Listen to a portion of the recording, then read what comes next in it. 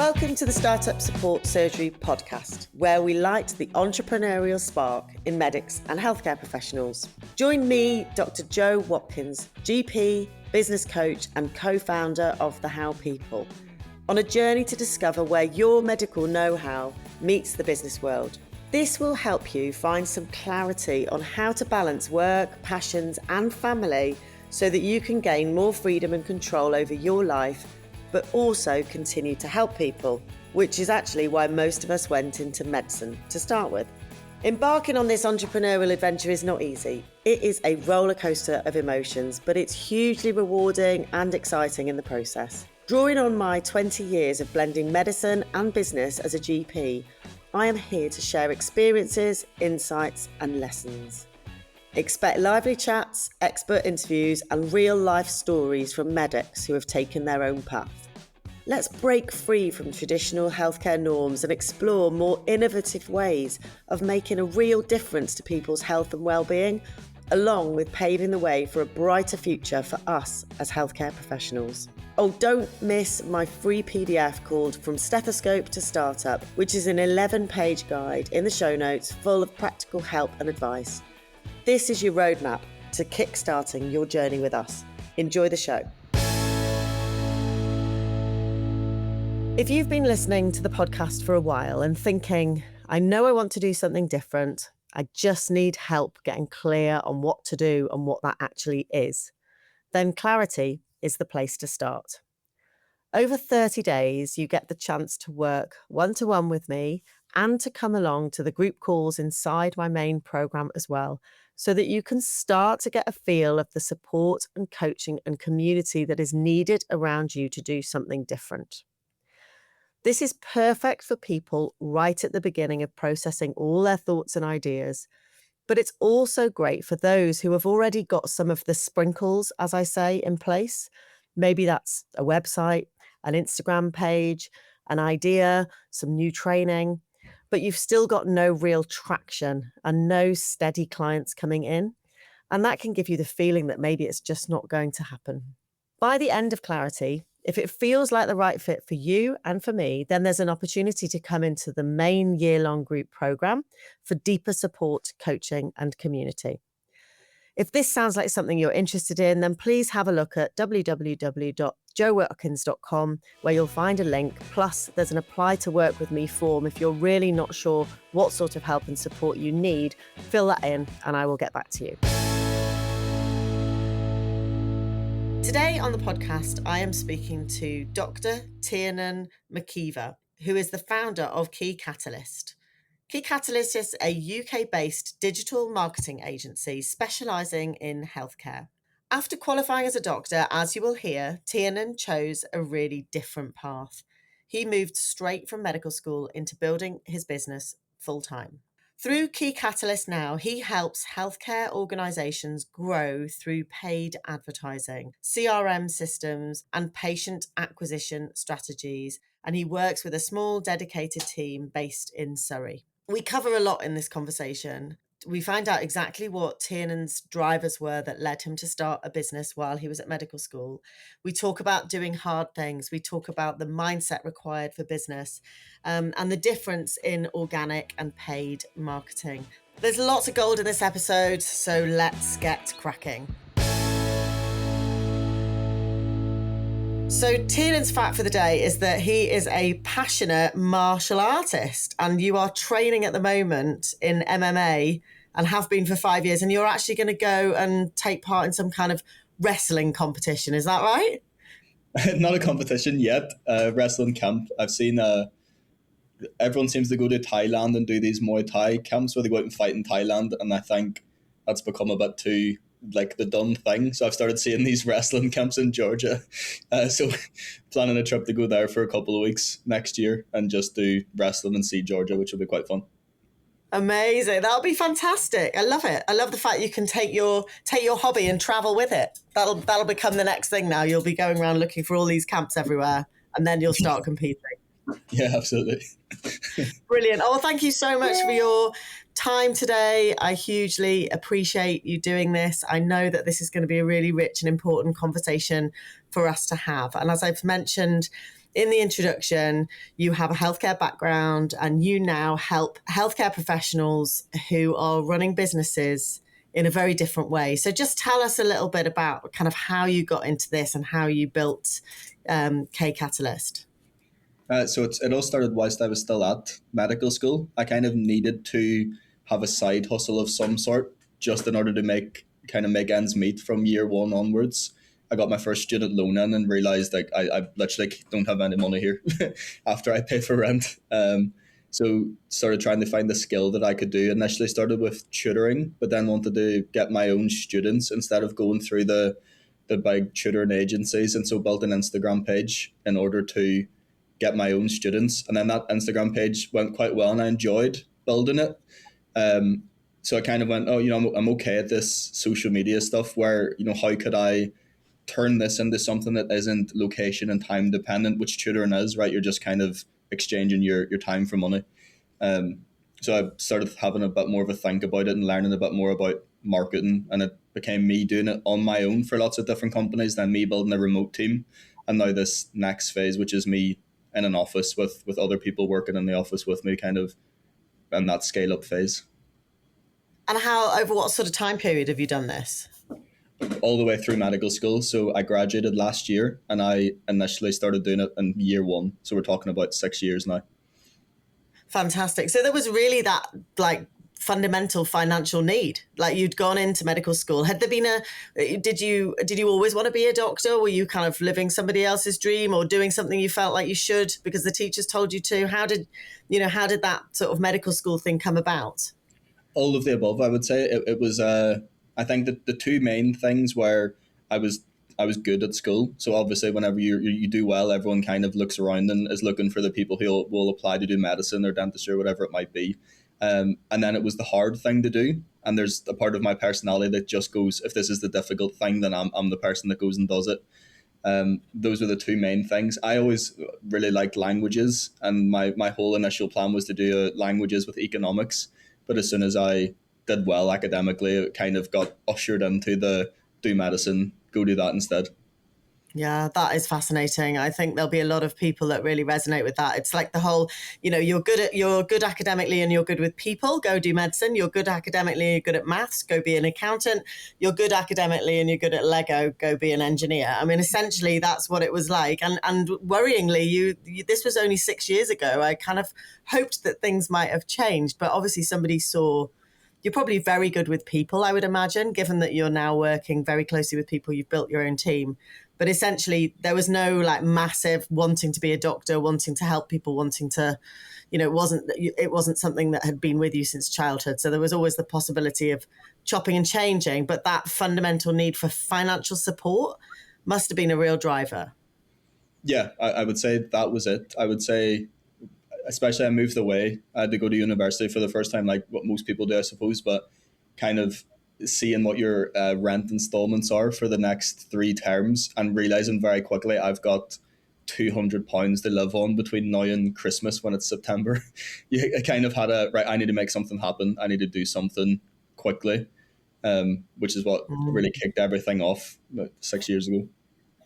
Amazing stuff. And now you have a team and you're in London. You're just outside London, I think, aren't you? Yeah. So our office is in Staines, so just by Heathrow. And how many people do you employ now? We've got 4 of us in the office. So 3 of us are full-time, 1 part-time. And then we do some work with contractors who are remote as well. Perfect. Okay, so let's go to what you do.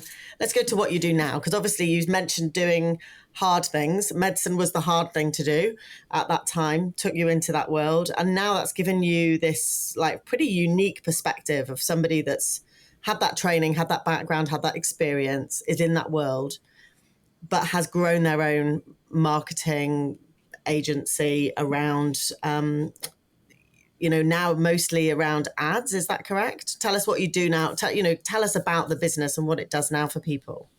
Yeah, so what we predominantly do is paid ads. So either on Google or on Meta, so social media ads. I would say that's the bulk of our work. We also do a lot of helping people with CRM management. So ads only get you so far. Ads get you the person's information. They make the lead come through. They get you an inquiry, but what happens between there and a sale is then a completely different story. So I would say that's what we cover. We kind of help people get the leads and then teach them how to and build the systems and processes to make that lead convert into a new patient or a new customer, whatever it might be. We still do some organic social media as well, but it's all under the lens of quite performance marketing based strategies, whereby we're kind of measured on number of new leads, new bookings, sales, rather than something a bit more long term that's often slightly more creative strategy led. Yeah. So this is a particular stage of business that I'd like to come back to, but this is a really strategic decision to. You mentioned organic marketing, and I think for those of people that maybe are new to these words, but I mean, the simple way of breaking this down, isn't it, is organic and paid marketing. And your organic marketing is you showing up regularly, posting on Instagram, growing your audience, reaching new people, initially very much, I think, around growing your network and about connecting with people that can sort of escalate that know, like, and trust factor so that somebody's likely to invest in you. So that's all the organic marketing, which is really important. And then you get to a point where you kind of like there's only so far you can go with that. There's a bit of a ceiling to that, isn't there? Can we talk a bit about that? Yeah, absolutely. I would say how you've described it is perfect, whereby the ideal way to do things is that you're doing all of the making all the other inputs around your organic growth, your personal brand, showing up consistently offline and online. And then you just get to a point typically businesses get to where they go, well, I feel like I've kind of tapped out that side of things, but now I've got this hunger for more. I want to grow more. I want to reach a cold audience, meaning people who don't already know who you are.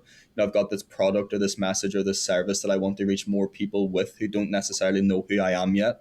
That's really where ads and paid advertising comes into play, because it gives you the ability to reach people who don't already know who you are, and at a scale that you otherwise probably wouldn't be able to do without injecting some paid ads into your strategy.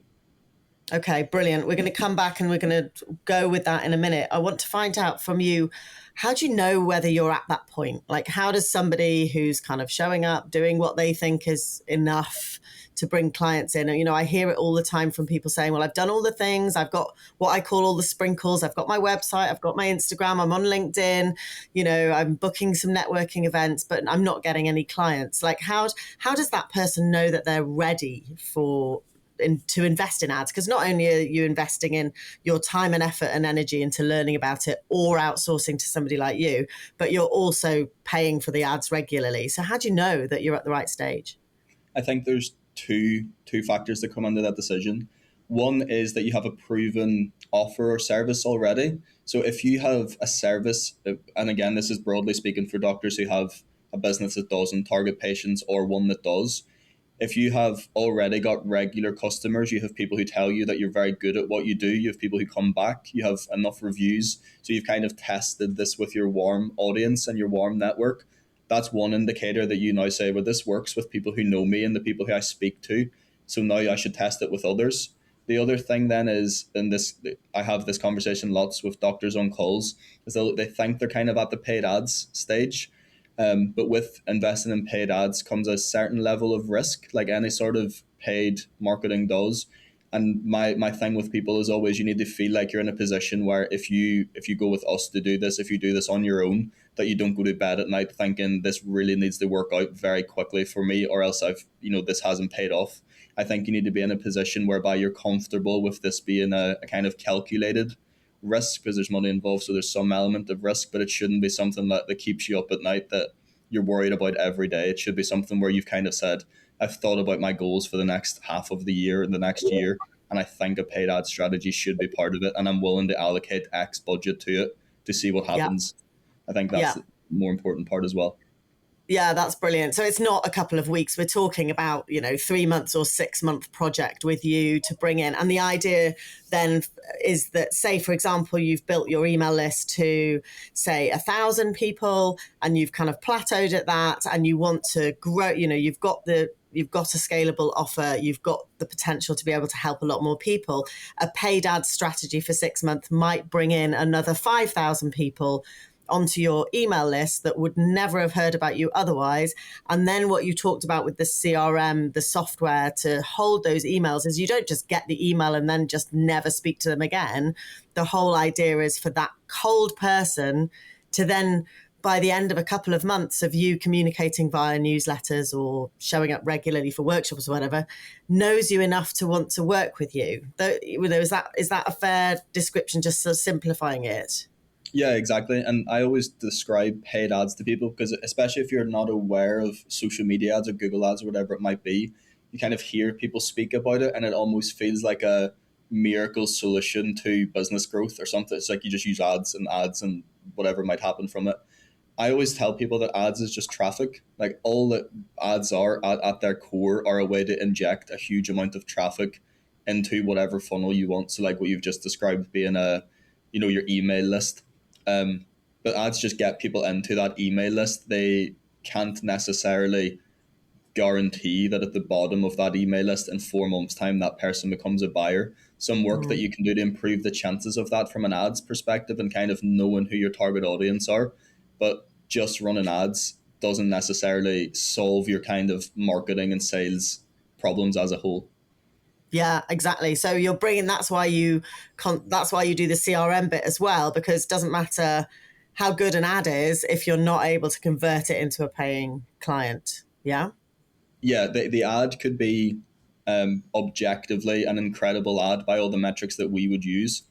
But from a business perspective, regardless of how well the ad performs on paper, if the ad doesn't convert to sales because something else is broken in the kind of machine, then the ad a marketer might look at it and say that's a really good ad. Look at the metrics, look at the clicks, look at the Yeah. click through rate. But the business owner's just saying, well, I don't really care about that. I just want people to purchase at the end of the month. So they need to Yeah. communicate with each other. It needs to be a closed loop system. Okay, I get it. So we've talked about being at the right stage. We've talked about that, having a very specific plan and goal to grow your business, plus either having the finances from the business or to have allocated finances for this part of the business as opposed to something else, because there's always something, isn't there? There's always like, oh, well, shall I spend this money rebranding, or do I need this business coaching mastermind, or do I need this paid ads strategy? And there's always going to be something to take your attention. So what is the focus of your business growth for this year, and are ads part of that strategy? I think that makes sense. What would you say to somebody who's sort of starting out and maybe hasn't really got that stuff together yet, is more in the market research phase, the confidence building phase? A lot of people I work with who are really passionate about what they do and they've got incredible skills, but they're finding it difficult to show up maybe regularly on Instagram, and maybe their head's being turned a little bit by actually paid ads. Maybe that's what I need to do. What would you sort of say to people at that stage? So if you're in a position where you haven't got kind of regular recurring revenue from what you're doing, you haven't essentially tested your model and you're happy that it's working and it's growing in a particular direction, paid ads would be a kind of disastrous thing to look towards, because all it will be is either you taking money from the business or from yourself and sinking it into this big, especially if you're at that stage of business, this big unpredictable, chaotic machine that will drain money. And you have, if you're at that point of your journey, you don't really know what you want your outcome to be, or at least you probably haven't thought it through enough to know whether the ads are successful or unsuccessful. But you don't have the data to back up. If I run this ad, here's what I want the outcomes to be. Here's how I'm going to measure whether it's working or not working. You're just kind of taking a really risky bet that ads will solve your problem, but you're then asking paid advertising to patch over a problem that it can't, because the problem is actually, well, I just need to go and find my first 5 customers, or I need to go find my first 10 customers, or go get some referrals from those first 5 customers that I already had, or whatever it might be. I need to go and do some in-person networking, go to some local groups. Those are all way better ways of getting that initial recurring revenue in, and then ads come in after that rather than beforehand. Yeah. And we talked a bit before we hit record about about mindset, and I'd be really interested to hear your take on this, because I think that this early stage, it's tough, isn't it? And it's tough that move from medicine into business can certainly be a difficult transition for people. Have you had to do much work on your mindset? Have you had much help? What sort of things have you found have been important along the way? I think business or medicine and in general are all these kind of what's the best way to describe it? Like these arena that test how strong your mindset is. So I would say the majority of the work that I try to do and what I spend most time on is making sure that I am in the best position to be leading a team, to be building a business. When I was at medical school, to be make sure I still graduated and got the business in the position I wanted it to be in. Um, I think, and when I speak with doctors who are, maybe they're GPs who are thinking about cutting down some sessions in order to do something different or build their own business or whatever it might be, I think what helped me, being like probably one of the only people in the country who graduated and didn't do F1 and kind of not flinching at that idea, I was so sure of it, was because I was really clear on what my core drivers and my core values were and how the decisions that I wanted to make were in complete alignment with actually what I wanted from a career, what I wanted from life over the next 20 years or whatever it might be. Um, because I'd done quite a lot of work on that already, whenever I'm questioning whether I should do F1 or not, it wasn't this is a really big decision. It was I kind of know what I'm indexing towards, so I just make the decision that makes more sense. Yeah. And did you have help with that? I've invested quite a lot in business mentors from lots of different walks of life, I would say, like people who've got huge property portfolios, people who might have agencies, but certainly not marketing agencies, but people doing lots of different things, but often people who've walked a similar sort of path in the sense of for me, it was important to me that it was people who were kind of around my age who had done the same thing as what I was doing in terms of trying to build a business, because I think there's just you can relate a bit more to people who are going through the same path that you were. But I think that's been absolutely crucial. I try to go into everything with the mentality of I know nothing about this. I just need everyone to kind of tell me what needs to happen, what I need to think more about. And so the business mentorship and the retreats and stuff have been really, really valuable for that. And you've invested in that. And I think that's something that's often not appreciated when people come into business. And I think you're right as well, looking for somebody who's around the same age with the same sort of drivers and goals and aspirations, that's that little bit further ahead than you, is the right person to be able to kind of lead you. And I see that a lot, particularly, I make sure I don't say any, but particularly with midlife women wanting to start businesses and going out there and getting help from young, maybe male entrepreneurs who don't have children, don't have the juggle of the work and life balance that they do. And then this discrepancy between a fast build buyout business versus a lifestyle business. There are so many different ways of doing business, aren't there? And I know we've had a conversation before about this. We're seeing more and more people saying, well, this is the one right way of doing it. Or, you can't possibly be starting business unless you're paying, doing paid ads and dancing on TikTok. And there is no one size fits all advice that I'm aware of. What about you? Yeah, I would agree. And just echoing the point on the learning from people, I was at a point during medical school where I think maybe 20% of my revenue that was coming in was just going back out directly towards like a business mentorship group. The accountant that I use also did some like financial mentorship stuff. So I was like paying him for that because I was very much I've only been doing this for a few years. There's no way that I know everything that I need to know. So I want to try and pay off that. There's a line, ignorance debt, that people use, which is just, I don't know what this is and what it needs to be. I'm going to just try and be a sponge and soak in information from other people and try not to make the same mistakes that what other people have. Yeah. And then the mentors that you need now will be very, very different from the mentors that you needed 6 years ago. And I assume you still invest a proportion and you still have help and support. Yeah, absolutely. It's something that I'll just continue to do. It's kind of like it's a fixed cost Yeah. on the outgoings every month. It just has to be towards like director's training. It gets listed as, Yeah. because it would be quite scary to not have that, I think, because then you're kind of the person going, well, I'm supposed to now make all these decisions, but I've only been doing this for, again, like if you think about it in medical training perspective, if you're like 5 years into something, that's still quite young, actually. Yeah, absolutely. And I think, recognizing that it's an important, like, I like the idea of it being a fixed cost in terms of accounts. I think that's completely true. But recognizing that it doesn't need to be the same person, and I think that's something with my clients. I've realized where my secret sauce and expertise lies is quite early on in the process. Like, I'm not when people are feeling burnt out and wanting to leave. But not when people are wanting to scale to seven figures. I'm in this kind of like early stage confidence building, getting your first 5 clients, starting to show up regularly, starting to understand what this is about, learning about how to do it, and then watching people fly. And, it would be nice to talk about Manisha, who's doing the Liverpool clinic, who you're now working with. I remember that conversation where I was like, you're ready. Like, you are ready to go. And you've been working with her since. Tell me about that. How's that going?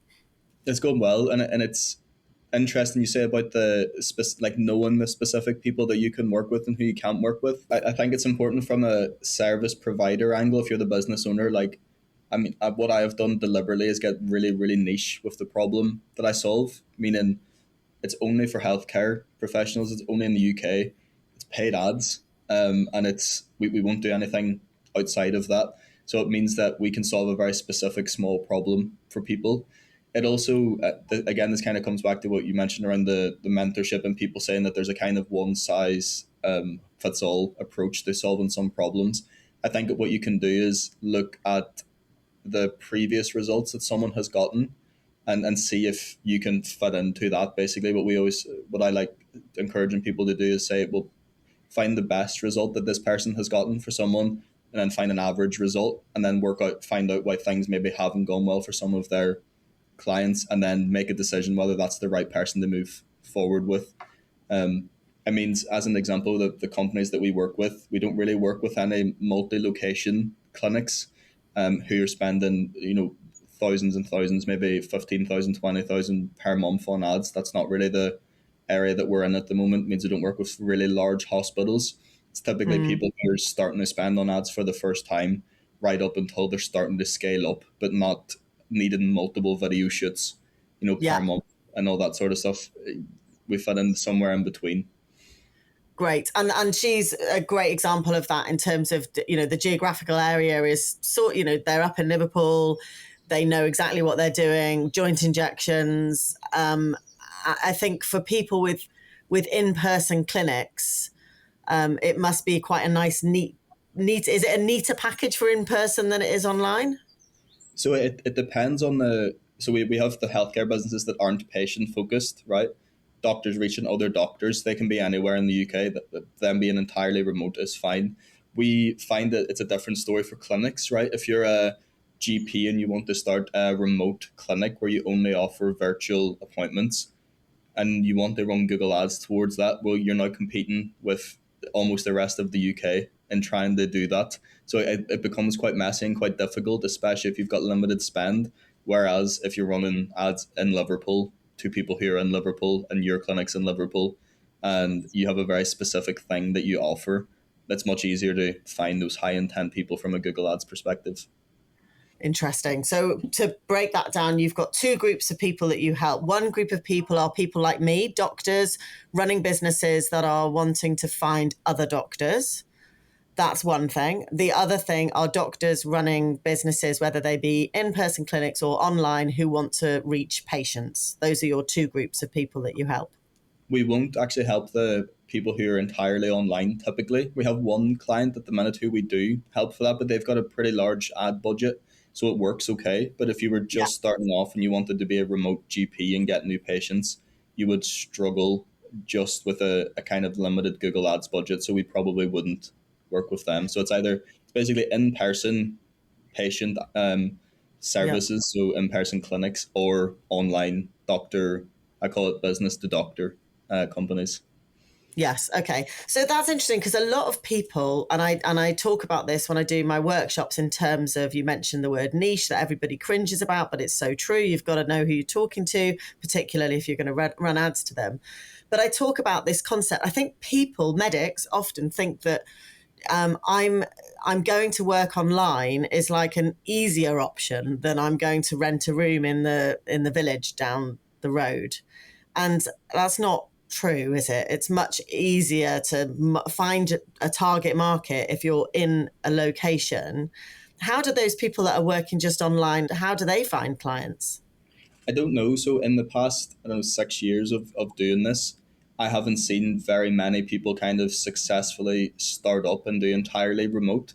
Of course, there will be people who have made it happen, and there will be people who've got like a very large personal brand, let's say, whereby they can post lots on social media. Maybe they've got hundreds of thousands of followers, and so they can go down that remote angle, or maybe they've got a kind of a large enough budget to drive traffic through ads. But I always say to people, if I was setting up my own clinic or someone in my family was setting up a clinic, I would be like, get a room somewhere local and just make that your area, because you've got a very defined population that you can go after and you're near them. Um, what's based on my experience, that's what I've found seems to be a more predictable and an easier approach. Yeah.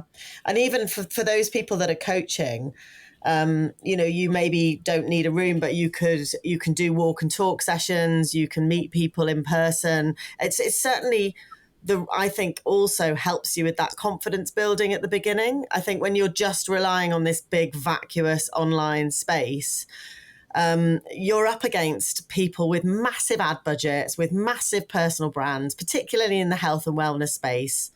And so before you've even, you'd sit at a lot of people like, I was just messaged my group because we're doing an Instagram Reels session on Tuesday, and I need some people to sort of look at their handles with this person that's coming in. And several of them have shared it with me saying, I feel sick in my mouth at the idea of somebody looking at this. And it's, if you're doing that and expecting to grow a coaching business, it's going to be really hard. And I remember somebody saying that to us at the beginning of the How People. The easiest thing you can do is do something locally, do something where you're established, where people know who you are and what you're doing, and grow something robust that is then repeatable. And I think it's really interesting to hear you saying that those people struggle with organic marketing. That's news to me and really interesting, I think.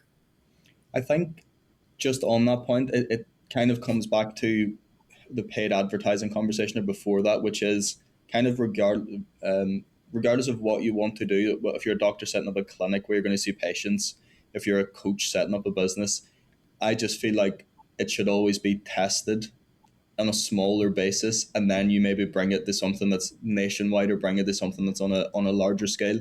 I remember, in order for me to get my first clients, I didn't do anything in person or with people near me because I just moved to a new place. But as a result of that, I had to send 600 cold emails in order to find a company that would let me do some work for them for free to start testing out stuff. So I think especially on the private practice side of things, from what I've seen, it seems to be better to have make a name for yourself locally, have a room locally, build from there. But of course, on the coaching side of things, or on the other where you're targeting other doctors, where these things can be remote, it still feels like maybe just test the water with the people in your hospital, with the people who you see on the weekend, with the people who Yeah. know you already, and then start thinking about, well, I've helped loads of people around me, now I want to take it up a level and speak to others as well. Yeah, exactly. And I call that, making sure that you've gone to your inner circle of trust. So people say, well, I've already offered coaching to everyone I know. And I'm like, well, first of all, let's not call this coaching, because people don't wake up in the morning and want coaching. So let's make sure that we've got a solution to a problem. And then actually, have you really, really exhausted all of those, what Tiernan's saying, those warm leads, those people that, like I guess like anybody within this sort of introductions, the people that I know who need ads, I tell them about you, and they don't go and look it up for themselves. They trust me because I I trust Andy at MoneyWise Doctor, who has used you, and Tommy from Medics Money has used you. So that I've been in touch with them. They've recommended you. I now recommend you to my clients that are ready to take that move. And that's how business is relationship building, essentially, isn't it? Yeah, absolutely. I've certainly seen that over the past 5 or 6 years. Again, we worked with Medics Money almost throughout that whole time. I think it's probably been 5 years now that we've been working with them. So if people say, "Oh, is there anyone that you've worked with?" I'm very comfortable saying we'll go have a chat with the people at Medics Money, or they'll just send people my way. And it's that trust is everything, and that comes down to the kind of the results that you get for people. And again, coming back to that, well, are you solving a very specific problem for people? Because if you are, they will tell other people that who have that problem that this person is the person you should go and speak to.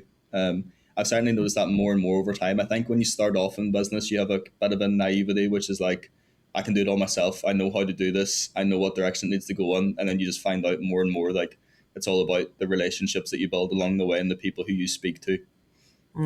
Really, really is. Okay, fantastic. I would like to just touch on before we kind of wrap it up and you give us your bits of advice, I'd just like to touch on this kind of fast growth health tech versus lifestyle business in terms of how you see things. Feels like you're more on the sort of, like, you've grown very quickly, you've got a team, but you're not growing exponentially for no reason. It feels like you've got a bit of both going on. Would that be fair to say? Yeah, absolutely. So again, like having a real think about what I wanted from business. I didn't ever want an entirely remote business where I can travel whenever I want to travel and it's kind of just me and people on a laptop. I didn't want that. I always in my mind had this picture of me working with people in an office, which there's trade-offs to each thing, right? That means my margins are way lower than what they would be if everyone was just remote and it was contractor based, but I don't want that. And I'm willing to kind of negate the financial gain that might come with one option over the other. We certainly have plans to grow a lot more, and I said to everyone we've kind of maxed out the space in this office now, and I would say the next thing is going to be an office in London, kind of taking up a floor in one of the higher rise buildings. There isn't a particular reason for that other than I think it would be fun, and it's kind of in my head what I wanted, but I'm not kind of build it as quickly as I can and sell it. I'm more like keep building it in the way I want to build it, but make sure it also doesn't impact too much on the other things that I want to do with my life as well. Yeah, brilliant. Well, good luck to you. It's fantastic what you've done so far, and we'll be keeping an eye on you, and I'll be sending lots of clients when they're ready to you, I hope, because, you know, if we can help medics go out there and do what they want to do, live the kind of life they want to live, but also support other people, the ripple effect of that is huge, isn't it? And we're currently in a system that is not working. People want choices, people want options. And I think that's what this really gives people.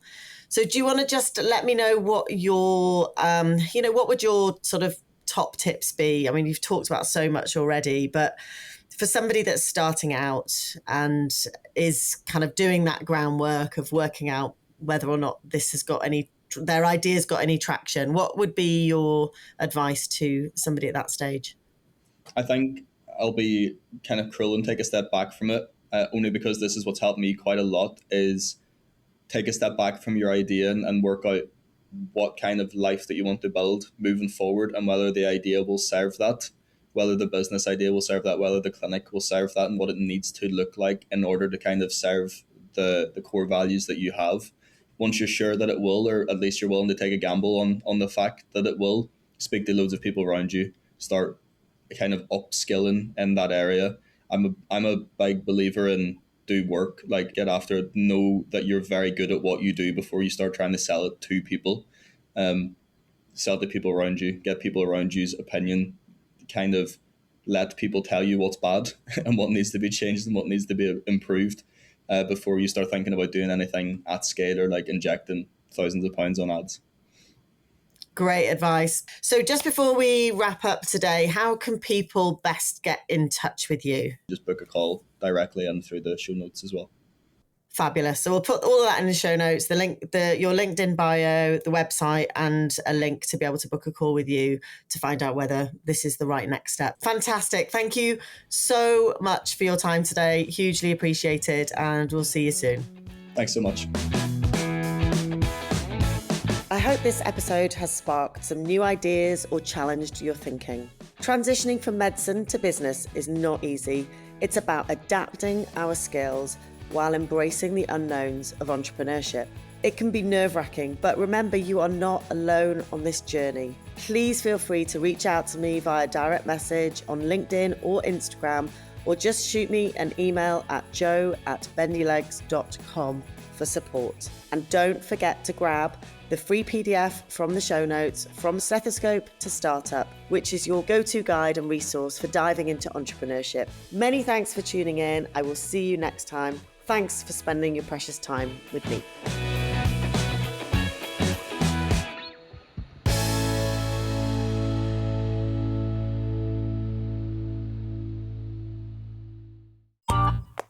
This has been a Monkey Pants Productions podcast.